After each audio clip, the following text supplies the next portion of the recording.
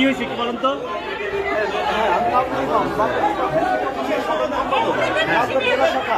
আমাদের একটা দাবি আছে, 3 দফা দাবি। প্রধান শিক্ষকদের পদোন্নতি আমাদের যে 10ম গ্রেড, তো আমরা শহীদ মিনারে ছিলাম দীর্ঘদিন।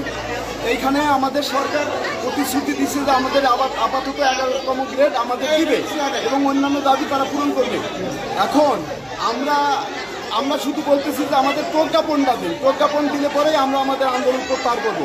আমরা তো শিক্ষক ছাত্রছাত্রীদের জীবন নিয়ে আমরা আজকে ফাইনাল পরীক্ষার দিন আপনারা বাচ্চাদেরকে জিম্মি করে কেন দাবি আদায় করবেন? এটা জিম্মি না, আমরা বলছি যে যখন আমরা দাবি আদায় হয়ে যাবে আমরা কখন বলছেন আমাদের কেন্দ্রীয় কমিটি বলছে। এটা কবে বলছে? এটা বলছে 21 তারিখে। দুদিন আগে বলতেন কেন আপনারা এটা করলেন? এটা আমাদের আগের দাবি ভাই, এটা আমাদের আগের দাবি আপনারা প্রচার করেন নাই।